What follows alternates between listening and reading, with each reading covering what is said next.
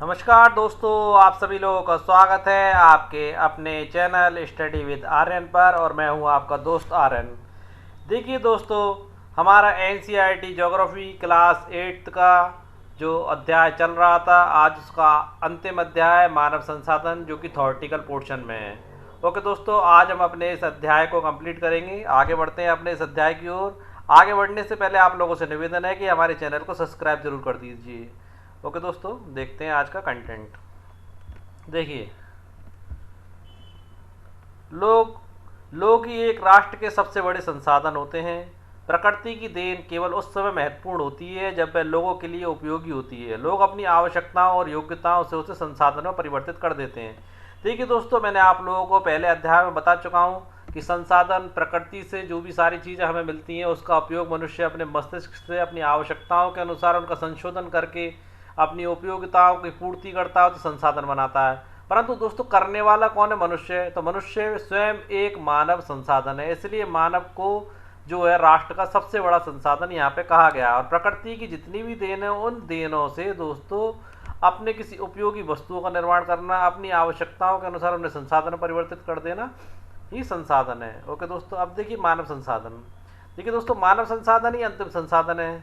जैसे कि दोस्तों स्वास्थ्य और शिक्षा, और उससे अभिप्रेरित लोग अपनी आवश्यकताओं के अनुरूप संसाधनों का विकास करते हैं। ओके दोस्तों, जैसे मैंने आप लोगों को बताया था, मानव ने पहले आग का आविष्कार किया, फिर आग से खाना बनाना सीखा।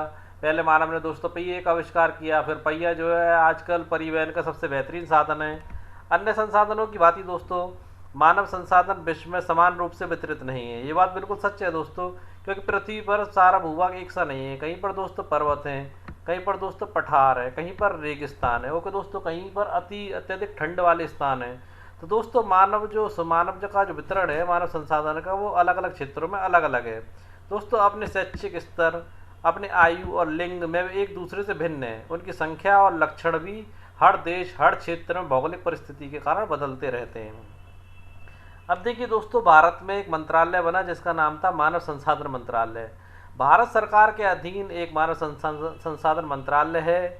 1985 में इस मंत्रालय का निर्माण लोगों के कौशल को बढ़ाने के लिए किया गया। इससे प्रदर्शित होता है दोस्तों कि लोग अपने देश के लिए कितने महत्वपूर्ण संसाधन हैं।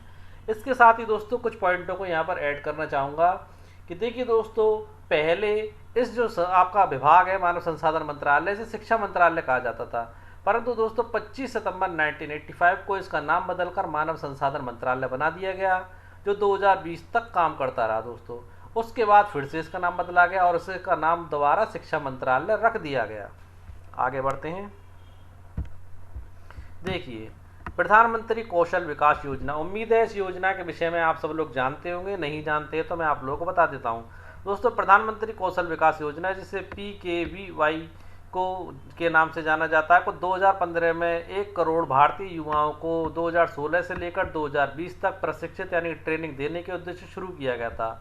इस योजना का मुख्य उद्देश्य दोस्तों संभाव्य अब मौजूदा रोजगार अर्जक को गुणवत्ता प्रशिक्षण प्रदान करना, यानी कि जो टेक्नोलॉजीज की जो प्रशिक्षण प्रदान करना, इसका मुख्य उद्देश्य था दोस्तों। इसके संदर्भ में कुछ पॉइंट और ऐड कर देता हूँ दोस्तों। देखिए, भारत सरकार द्वारा 15 जुलाई को 2015 को, लिख लेना दोस्तों, 15 जुलाई 2015 को ये प्रधानमंत्री कौशल विकास योजना शुरू की गई थी। और दोस्तों कब शुरू की गई कि जब शुरू की गई तो दोस्तों योजना, उस दिन दोस्तों विश्व युवा कौशल दिवस था। कब था दोस्तों? 15 जुलाई 2015 को। ये योजना दोस्तों कौशल विकास एवं उद्यमिता मंत्रालय MSDE के तहत आई थी दोस्तों इसका उद्देश्य और समझा देता हूँ। इसमें क्या था दोस्तों? कौशल प्रशिक्षण प्रदान करना, रोजगार के अवसरों को बढ़ाना, आर्थिक विकास को बढ़ावा देना, जिससे जो युवा लोग थे दोस्तों, युवाओं को नौकरी पाने और अपना व्यवसाय शुरू करने में मदद मिल सके। इस उद्देश्य के साथ ये योजना शुरू की गई थी। अब देखिए, जनसंख्या का वितरण। जैसा मैंने आपको बताया, मानव संसाधन का वितरण भिन्न भिन्न स्थान पर भिन्न भिन्न प्रकार से अलग अलग है। तो देखिए जनसंख्या का वितरण। देखिए, भूपृष्ठ यानी पृथ्वी पर जिस प्रकार लोग फैले हैं उसे जनसंख्या का वितरण प्रतिरूप कहते हैं। विश्व की जनसंख्या दोस्तों 90% से अधिक भाग भूपृष्ठ के लगभग 30% भाग पर निवास करती है। मैं ये आपको पिछले अध्याय में बता चुका हूँ, पूरी पृथ्वी के 30% भाग पर कुल 90% जनसंख्या निवास करती है। बाकी के जो आपका शेष बचा भाग है वो या तो विरल है या वो मरुस्थलीय क्षेत्र है, इसलिए वहाँ पर बहुत ही कम जनसंख्या निवास करती है, जनसंख्या निवास ही नहीं करती है। देखिए दोस्तों, विश्व में जनसंख्या वितरण अत्यधिक असमान है। कुछ क्षेत्र बहुत घने बसे हुए हैं और कुछ बहुत ही विरल, यानी कि वहाँ कोई रहता ही नहीं है, जैसे मरुस्थल हुआ वगैरह वगैरह। ओके दोस्तों, देखिए दक्षिण और दक्षिणी पूर्वी एशिया, यूरोप और उत्तरी अमेरिका घने बसे क्षेत्र हैं, यानी काफ़ी अत्यधिक जनसंख्या रहती है।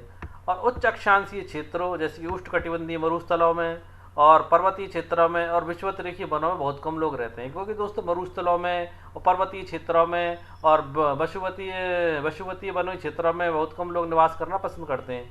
आप देख लीजिए, आपकी एनसीईआरटी की बुक में ये एक चित्र दिया गया है, इसमें आप देख सकते हैं इसमें प्रत्येक 100 लोगों में से एशिया में कितने प्रतिशत लोग रहते हैं उसकी यहाँ पर आंकड़ा दिया गया है। दोस्तों, अगर एशिया का आंकड़ा मैं अगर आपको बताना चाहूँ तो एशिया में कुल जनसंख्या का 61% जनसंख्या जो है निवास करती है, और यूरोप में 12%, अफ्रीका की बात करें तो दोस्तों 13%, मध्य एवं दक्षिणी अमेरिका में 8%, और ऑस्ट्रेलिया वगैरह जिसे ओशनिया कहा जाता है वह 1% जनसंख्या निवास करती है। आगे देखते हैं दोस्तों, इसको डिस्क्राइब करने के लिए मैंने कुछ और फैक्ट भी जुटाए हैं दोस्तों, कि दोस्तों लोग उन जगहों पर रहना पसंद करते हैं जहाँ रहने के लिए अच्छी जलवायु हो, पानी की उपलब्धता और संसाधन मौजूद हो। आर्थिक गतिविधियों, नौकरियों की उपलब्धता भी लोगों को कुछ खास स्थानों पर रहने के लिए आकर्षित करती है। दोस्तों, जैसे कि एशिया और अफ्रीका महाद्वीप है वह आर्थिक अवसर अधिक हैं और संसाधनों की उपलब्धता है तो वह जनसंख्या घनत्व भी अधिक है, यानी कि अधिक लोग निवास करते हैं। वही दोस्तों अंटार्कटिका जो कि काफ़ी गर्म स्थान है, रेगिस्तानी स्थान है, वहाँ पर काफ़ी कम लोग रहना पसंद करते हैं, क्योंकि वहाँ पर रहने के लिए उपयुक्त संसाधन उपलब्ध नहीं है। देखिए दोस्तों, विषुवत व्रत क्या है? विषुवत व्रत के बारे में मैं डायरेक्ट ही आपको समझा देता हूँ। देखिए दोस्तों, ये आपकी पूरी अर्थ है, इस अर्थ के बीच में एक काल्पनिक रेखा काटी गई है, इसे विषुवत व्रत कहा जाता है, भूमध्य रेखा कहा जाता है, 0 डिग्री भूमध्य रेखा। इसके ऊपर वाला हिस्सा दोस्तों उत्तरी अर्धव्रत कहलाता है, नीचे वाला हिस्सा आपका दक्षिणी अर्धव्रत कहलाता है, यानी कि ऊपर वाला उत्तरी अक्षांश, नीचे वाला दक्षिणी अक्षांश। अब देखते हैं, विषुवत के दक्षिण की अपेक्षा विषुवत के उत्तर में बहुत अधिक लोग निवास करते हैं, वो आप देख सकते हैं दोस्तों। भारत भी अपना उत्तरी विषुवत में है, एशिया जो कि सबसे अधिक घनी आबादी वाला महाद्वीप है, वहाँ पर दोस्तों अधिक जनसंख्या निवास करती है, भारत है, चीन है।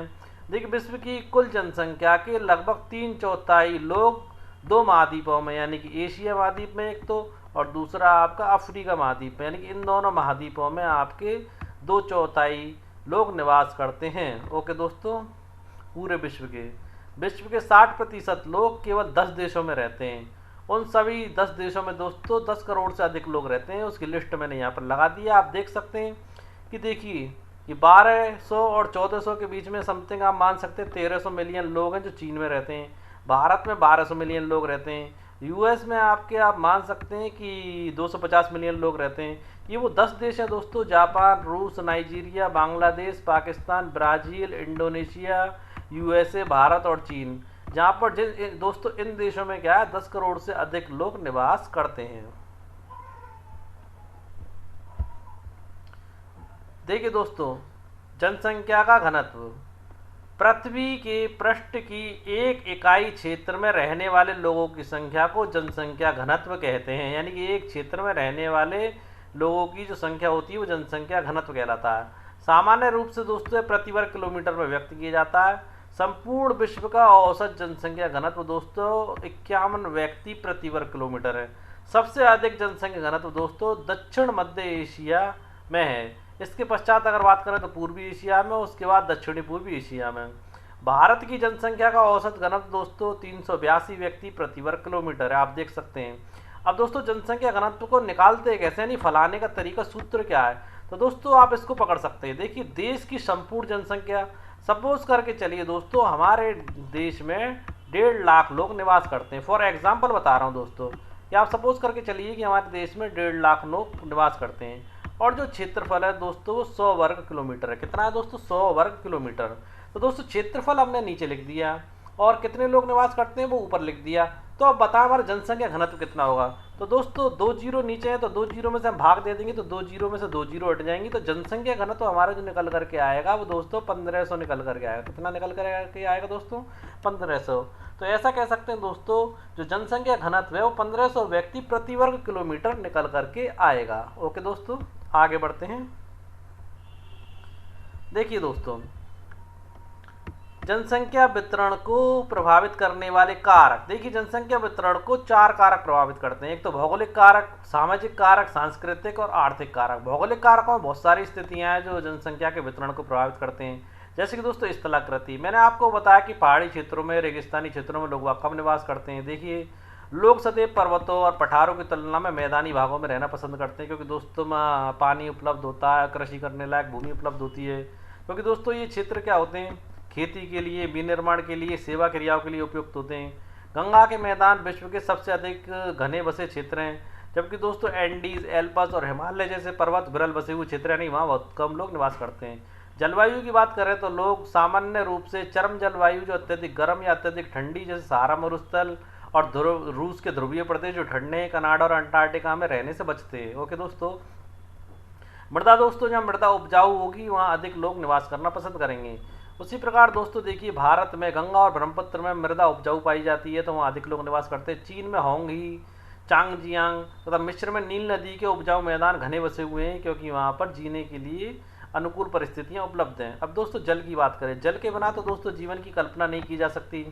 लोग उन क्षेत्रों में रहने को प्राथमिकता देते हैं दोस्तों जहाँ आलवणीय जल आसानी से उपलब्ध होता है।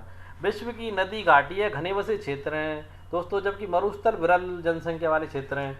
दोस्तों एक बात मैं आप लोगों को क्लियर कर देता हूँ, हमारे विश्व में यहाँ एक शब्द आया है कि जहाँ अलवणीय जल आसानी से उपलब्ध होता है। अलवणीय जल का मतलब है दोस्तों पीने योग्य जल, और अलवणीय जल दोस्तों पूरे विश्व में 2.7% है, और उसमें भी दोस्तों 1% जल मानव के लिए है जो कि पीने योग्य है। और इस 1% जो अलवणीय जल है दोस्तों, नहीं मानव के उपयोग योग्य जल है, वह दोस्तों नदी जल जो है नदियों में मिलता है, झीलों के पृष्ठीय जल के रूप में पाया जाता है, तथा वायुमंडल में जलवाष्प के रूप में पाया जाता है। बाकी का जितना भी जल है दोस्तों वो खारा है। ओके दोस्तों, अब दोस्तों खनिज की बात करें। खनिज क्या है दोस्तों, खनिज निक्षेप वाले क्षेत्र अधिक बसे हुए हैं। जब पेट्रोल मिलता है वहाँ अधिक लोग रहना निवास करते हैं, क्योंकि वो आर्थिक रूप से लोगों को अपनी ओर अग्रसित करते हैं। और दोस्तों दक्षिण अफ्रीका की हीरे की खान है एवं मध्य पूर्व में तेल की खोज ने इन क्षेत्रों में रहने वाले लोगों को अपनी ओर प्रेरित किया है। ये बात मैंने आप लोगों को समझा दी। दोस्तों आगे बढ़ते हैं। देखिए दोस्तों, सामाजिक कारक। दोस्तों सामाजिक कारकों में क्या है दोस्तों, जो अच्छे निवास स्थान होंगे, फ्लैट्स वगैरह होंगे, एजुकेशन का व्यवस्था अच्छी होगी, हॉस्पिटलिटी की सुविधा अच्छी होगी, वहाँ लोग अधिक निवास करना पसंद करते हैं। इसका एग्जाम्पल इंडिया का पुणे शहर मान सकते हैं। सांस्कृतिक कारकों के अंतर्गत दोस्तों धर्म और सांस्कृतिक महत्ता वाले स्थानों को लोग आकर्षित करते हैं। जिस प्रकार आपने देखा होगा हिंदुस्तान पाकिस्तान का बंटवारा धर्म के आधार पर ही हुआ था। उस टाइम पे मोहम्मद अली जिन्ना जो पाकिस्तान के उस समय पे गॉडफादर कहे जाते थे, उन्होंने धर्म के आधार पर हमारे भारत का विभाजन करवाया दोस्तों। उसी प्रकार दोस्तों कुछ देश और हैं विश्व के, जैसे कि आप यरूशलेम को मान सकते हैं। मैंने यरूशलेम की दोस्तों पिक भी यहाँ पर लगाई हुई है। यरूशलेम जो है आपका वो 3 धर्मों का पवित्र स्थल माना जाता है, ईसाइयों का, मुस्लिमों का और यहूदियों का। और ज़्यादातर यहूदी लोग जो है यरूशलेम में ही रहना पसंद करते हैं। उसी प्रकार दोस्तों ईसाइयों का जो प्रमुख जो धार्मिक केंद्र है वो वेटिकन सिटी माना जाता है, वहाँ लोग बाग भी अधिक रहना पसंद करते हैं। इस प्रकार दोस्तों सांस्कृतिक कारक भी लोगों की जनसंख्या को अपनी ओर आकर्षित करते हैं। ओके दोस्तों, आर्थिक कारकों की बात करें दोस्तों, जहाँ उद्योग स्थापित होंगे वो लोग अधिक निवास करेंगे। जैसे कि दोस्तों जापान के ओसाका और भारत के मुंबई अत्यधिक घने बसे हुए क्षेत्र हैं, क्योंकि वहाँ उद्योग भरपूर पाए जाते हैं, उद्योग की फैक्ट्रियाँ लगी हुई हैं, उद्योग के साधन हैं। जीवन प्रत्याशा उन वर्षों की संख्या है जिसमें औसत व्यक्ति के जीवित रहने की आशा की जाती है, यानी कि औसत व्यक्ति कितना जीवित रहता है उसकी आशा की जाती है।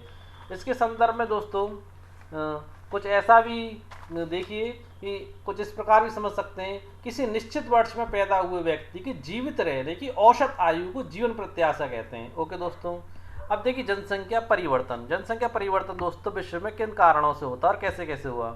देखिए जनसंख्या परिवर्तन से तात्पर्य दोस्तों एक निश्चित अवधि, जैसे कि मान सकते हैं 100 वर्ष की अवधि कैलकुलेट करने के लिए माना जाता है कि 100 वर्ष की अवधि के दौरान लोगों ने किस स्थान पर बसना अधिक पसंद किया। जैसे कि दोस्तों एशिया महाद्वीप पर लोगों ने रहना अधिक पसंद किया, अफ्रीका में किया, अमेरिका में किया। तो 100 वर्ष की अवधि के अंतर्गत ये कैलकुलेशन की जाती है। देखिए अब देखिए सन 1800 तक विश्व की जनसंख्या काफ़ी धीमी गति से बढ़ रही थी, क्योंकि दोस्तों बच्चों की जन्म दर थी वो बहुत ज़्यादा थी, परंतु दोस्तों बच्चे मर भी बहुत अधिक रहे थे। उसका कारण क्या था दोस्तों, स्वास्थ्य सेवाओं का अभाव, और दोस्तों लोगों के पास पर्याप्त भोजन भी नहीं था। किसान जनसंख्या जितनी जो बढ़ रही थी उसके अकॉर्डिंग जो फसलों को उपजाने में, उत्पादन प्राप्त करने में समर्थ नहीं थे। इसलिए दोस्तों जनसंख्या वृद्धि बहुत कम थी। आप यहाँ पर देख भी सकते हैं जनसंख्या वृद्धि के संदर्भ में मैंने चार्ट लगाया हुआ है। इस 1700 में कितनी थी, 1800 में कितनी थी, 1900 में कितनी, और 2000 के बाद तो आप देख सकते हैं किस प्रकार से विस्फोट जनसंख्या का हुआ है। आगे बढ़ते हैं दोस्तों। देखिए दोस्तों 1800 की बात हम कर चुके हैं। 1804 में विश्व की जनसंख्या 1 अरब हो गई। उसके बाद दोस्तों 150 वर्षों बाद यानी कि 1959 में जनसंख्या जो थी वो 3 अरब पहुंच गई। जनसंख्या का एकदम 3 गुना बढ़ना जनसंख्या विस्फोट कहलाता है। 1999 में दोस्तों 30 वर्ष की अवधि में दोस्तों कम से कम जनसंख्या 6 अरब हो गई, यानी कि फिर से दुगनी हो गई दोस्तों, 6 अरब हो गई। इस वृद्धि का मुख्य कारण दोस्तों क्या था कि आपकी खाद्य की आपूर्ति होने लगी थी, लोगों को अन्न जल मिलने लगा था, औषधियों के कारण मृत्यु दर कम हो गई थी, और दोस्तों जन्म दर अभी भी बहुत अधिक रही थी, क्योंकि जन्म दर भी अधिक थी और मृत्यु दर को हॉस्पिटल की सुविधाओं के द्वारा, चिकित्सीय सुविधाओं द्वारा रोक लिया गया था। देखिए जन्म दर, देखिए दोस्तों जन्म दर किसे कहते हैं? जन्मों को साधारणतः जन्म दर से आंका जाता है, यानी कितने बच्चे प्रतिदिन पैदा हो रहे हैं उसको जन्म दर से आंका जाता है।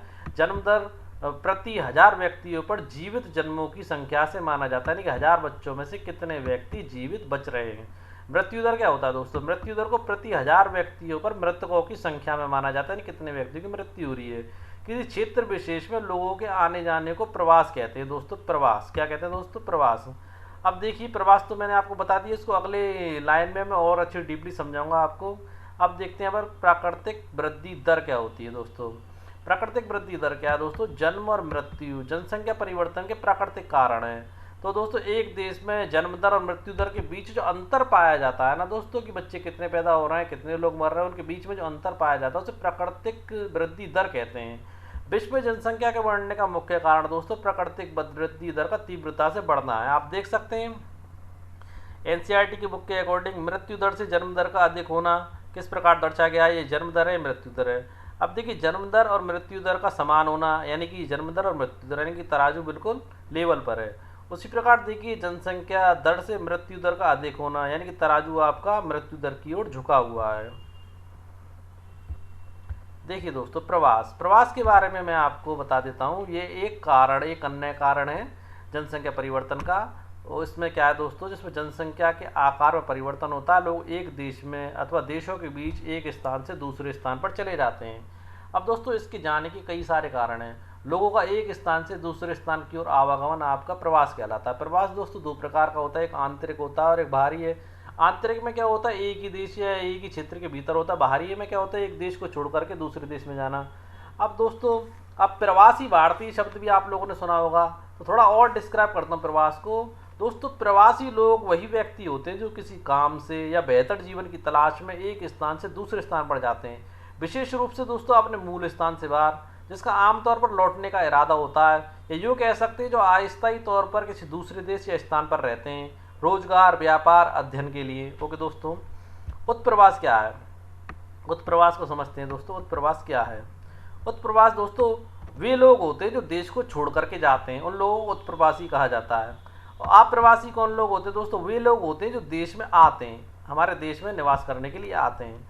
देखिए दोस्तों संयुक्त राज्य अमेरिका, ऑस्ट्रेलिया जैसे देशों में भीतरी प्रवास और अप्रवास द्वारा संख्या बढ़ी, यानी कि लोग वहाँ पर उच्च जीवन जीने की इच्छा में काफ़ी लोग वहाँ पर बसना पसंद करते हैं। और सूडान देश ऐसा उदाहरण है दोस्तों जिसमें लोगों के बाहर चले जाने या तो उत्प्रवास के कारण जनसंख्या में काफ़ी कमी आई है।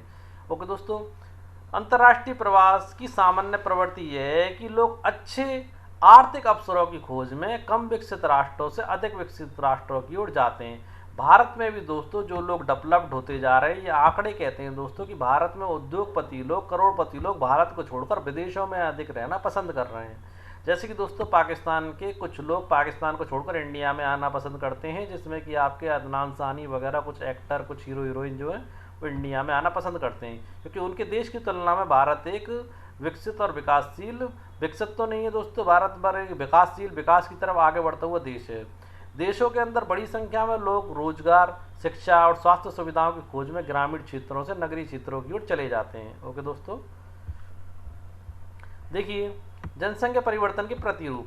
जनसंख्या वृद्धि की दर विश्व के अलग अलग भागों में प्राय अलग अलग है दोस्तों। यद्यपि विश्व की कुल जनसंख्या तीव्रता से बढ़ रही है, फिर भी सभी देशों में यह वृद्धि दर अनुभव नहीं की जा सकती। जैसे दोस्तों यूनाइटेड किंगडम, यहाँ दोस्तों निम्न जन्म दर यानी कि जन्म दर कम है और मृत्यु दर भी कम है। इसके कारण दोस्तों यहाँ पे जनसंख्या की जो वृद्धि की दर है वो अत्यधिक कम है।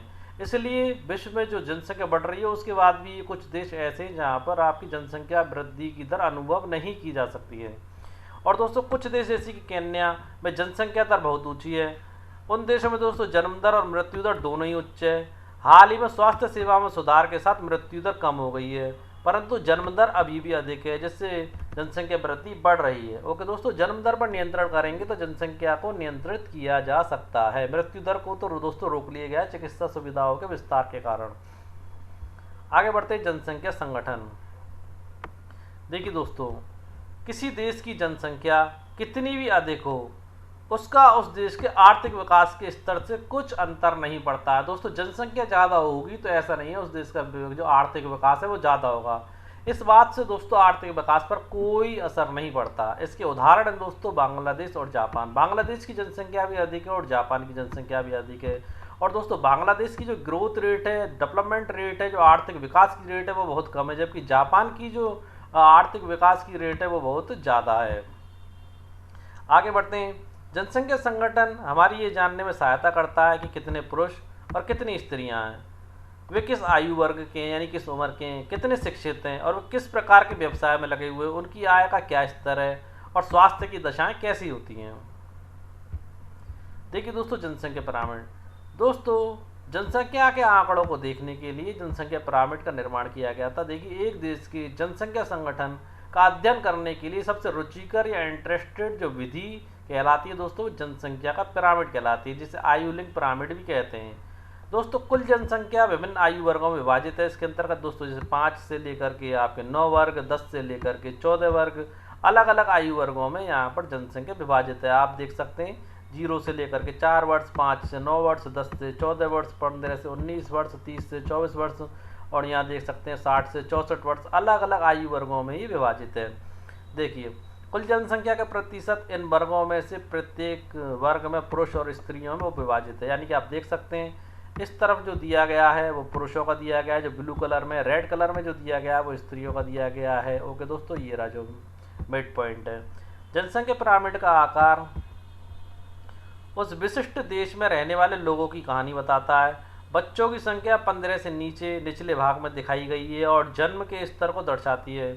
ऊपर का आकार वृद्ध लोगों 65 से अधिक वर्ष की संख्या को दर्शाता है, यानी कि 65 से अधिक वर्ष के जो लोग हैं दोस्तों वो आपके बुजुर्ग लोगों की श्रेणी में यहाँ पर दिखाए गए हैं जनसंख्या पिरामिड में।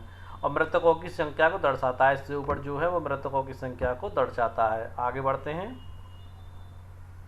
देखिए यहाँ दोस्तों मैंने 3 देशों के जनसंख्या पिरामिड लगाए हैं। एक है आपका केन्या, एक है भारत और तीसरा जापान। उससे पहले कुछ ब्रीफ पढ़ देता हूँ। देखिए जनसंख्या पिरामिड एक देश में आश्रित लोगों की संख्या भी बताता है। युवा आश्रित लोग हैं 15 वर्ष से कम आयु के और वृद्ध जो आश्रित लोग हैं 65 वर्ष से अधिक आयु के। आश्रित आयु जनसंख्या के अंतर्गत आते हैं। कार्यरत आयु वर्ग दोस्तों किसी भी देश में 15 से 65 वर्ग ही होता है जो कार्य करता है। इसीलिए दोस्तों यहाँ पर आप चार्ट में देख सकते हैं कार्यरत जो आयु वर्ग को रखा गया है। देखिए 65 से लेकर के 15 वर्ष ये कार्यरत आयु वर्ग की श्रेणी के अंतर्गत इनको रखा गया है और इसको आर्थिक रूप से सक्रिय वर्ग में रखा जाता है। अब देखिए एक देश में जनसंख्या पिरामिड जिसमें जन्म दर, मृत्यु दर दोनों ऊंचे आधार पर चौड़ा है और ऊपर तीव्रता से सकरा हो जाता है। ऐसा इसलिए है दोस्तों कि बहुत से बच्चे जन्म लेते हैं, उनमें से अधिकतर की मृत्यु शैशव काल में ही हो जाती है और कुछ ही बड़े हो पाते हैं। इसलिए वहाँ वृद्ध लोग बहुत कम है। इस स्थिति को केन्या के पिरामिड द्वारा दर्शाया गया है। दोस्तों केन्या के पिरामिड के बारे में मैं आपको बता देता हूँ। आप लोग केन्या के पिरामिड को देखिए दोस्तों, इसका बेस देखिए दोस्तों। केन्या के पिरामिड में जन्म और मृत्यु दर दोनों ही ऊंचे हैं, नीचे चौड़ा और ऊपर तीव्रता से सकरा होता जा रहा है। ये आप देख पा रहे होंगे नीचे की ओर तो ये दोस्तों चौड़ा है और ऊपर की ओर ये स्त्री पुरुष दोनों में ही सकड़ा होता हुआ जा रहा है। ऐसा इसलिए क्योंकि है दोस्तों क्योंकि बहुत से बच्चे जन्म लेते हैं और उनमें से अधिकतर की मृत्यु शैशव काल में ही हो जाती है, यानी कि चिकित्सकीय सुविधाओं की कमी की वजह से। और जो दोस्तों कुछ बच्चे ही बड़े हो पाते हैं और यानी बहुत कम बच्चे बड़े हो पाते हैं केन्या के अंदर। इसलिए ये चार्ट आपका नीचे से ऊपर की तरफ सकड़ा होता जा रहा है। यानी कि देखिए 15 के बाद आपका जो आयु वर्ग बढ़ रहा है, जो 65 वर्ष माना गया है, जिसे आपके कहते हैं कि आर्थिक रूप से सक्रिय वर्ग में रखा जाता है, उसकी संख्या भी आपकी काफ़ी कम होती जा रही है, यानी कि मृत्यु दर यहाँ पर बहुत अधिक है।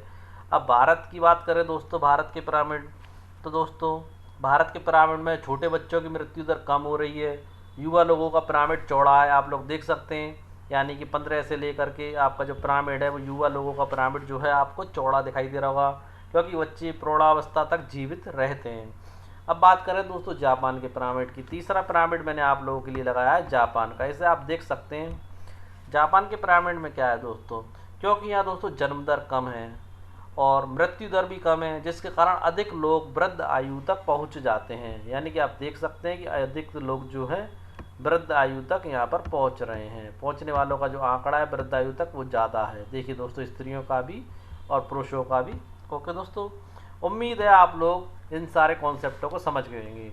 इनके साथ एक बात और बता दूं दोस्तों, हमारा भारत में जनसंख्या जो है वो ज़्यादा है, जो कि एक संसाधन है, मानव संसाधन है।